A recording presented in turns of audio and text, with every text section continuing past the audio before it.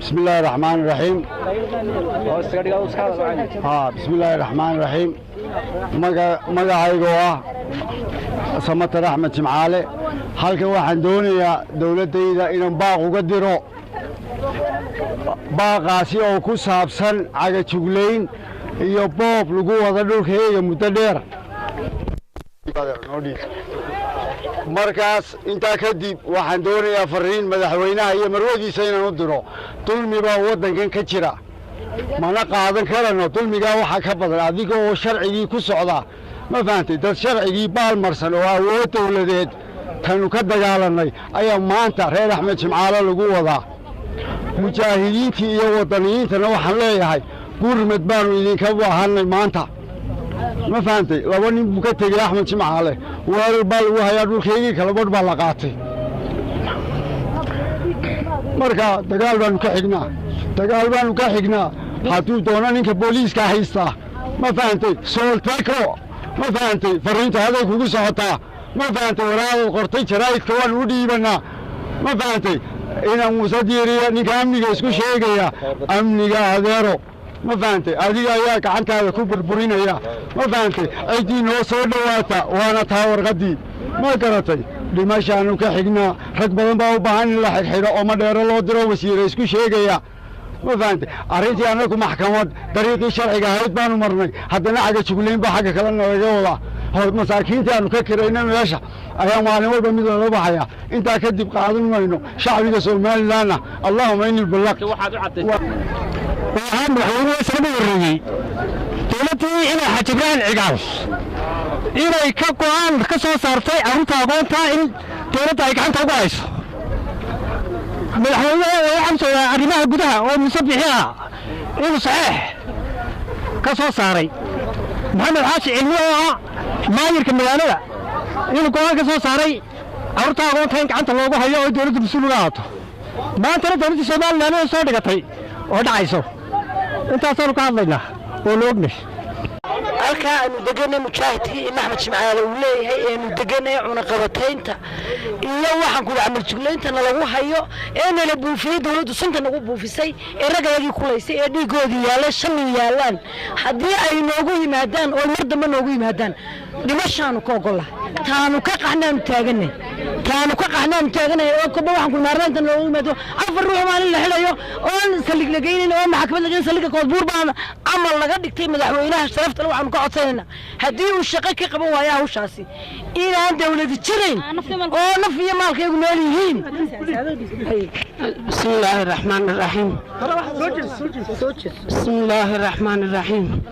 waxaan u sheegay dawladda sharafta leh in meesha reer Axmed Jimcaale leeyahay 24 sanadood aan deganayn haddaan deganayn awlaad yar ku korsano aduunana laga qaadin hantida aanu dadka u ogeyn oo deganayn imika yaataana hebel baaliya kanaale iyo madax iyo aqal baabiyo dhibaato iyo silix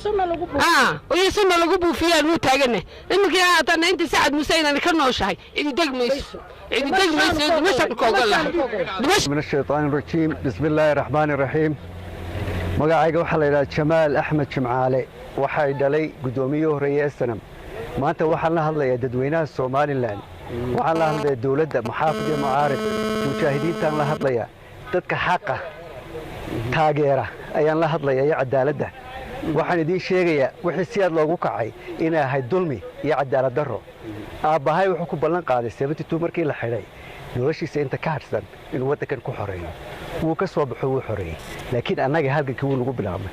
dad sita waraaqo siyaad bare ayaa dhulkayga sheeganaya maanta dhulkayga waanu xayrnay maxkamadda aanu ka furnay dadkanu dejinay ayaa maalmo qof la qaadanaya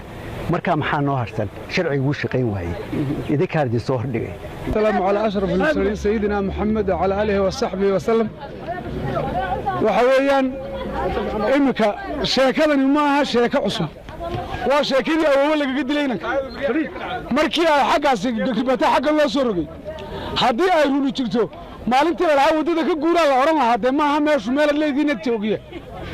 halkiina la dejiyay inuu dib u durkaayo isagu maayirku laftiisa guuri hadduu hanti umadeed og yahay markii oran lahaa meeshan markii hore ninkaas ahaa hadegina marka waxaan sheekadii halkaa iska guur halkaa arrintii halka ka socon weyda halkan loo soo rogay 300 mujaahid baanu ku degnay halkan markii waddanka la soo galay 300 mujaahid baanu ku deganay haddii ay cidlo tahay markii baa la cuni lahaadee axmed jimcaale guuleed mujaahidkii ugu weynaa saname ugu horreeyay baa lahaa meesha markii uu dhintay godka lagu hubsaday ayaa la yidhaha aynu saxaysano haddii inamadiisu xanuunsanayaan toolkuma xanuunsanayo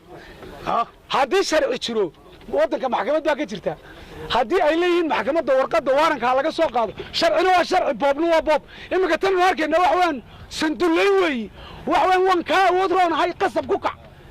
maalin kasta codka shacbiga degan degmada Ibraahim Koodbuur gaar ahaan suuqa indhabirta ka soo horjeeda waad aragtaan oo kuwa idin muuqda dukaamada yar dadka ay ganacsatada ee danyarta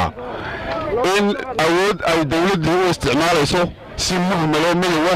ay u xidhay inamadii dukaamada ka shaqeynaya waliba shaqaalaha aan hantiilayaasha ahayn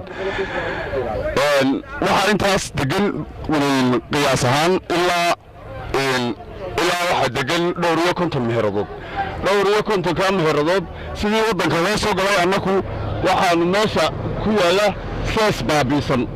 seeska baabaasan ee dhismihii hore dawladda hore ahaa waxa gaar ahaan waxa iska leh waxa annagu aan ku maqalnay oo aanan cid kale aanay soo garab istaagin ilmo Jimcaale iyaga beertoodii inay ahayd intii naga horreysay ayay nagu maqalaan annaka maanta ilaa intii waddanka la soo galay ee aanu joognayna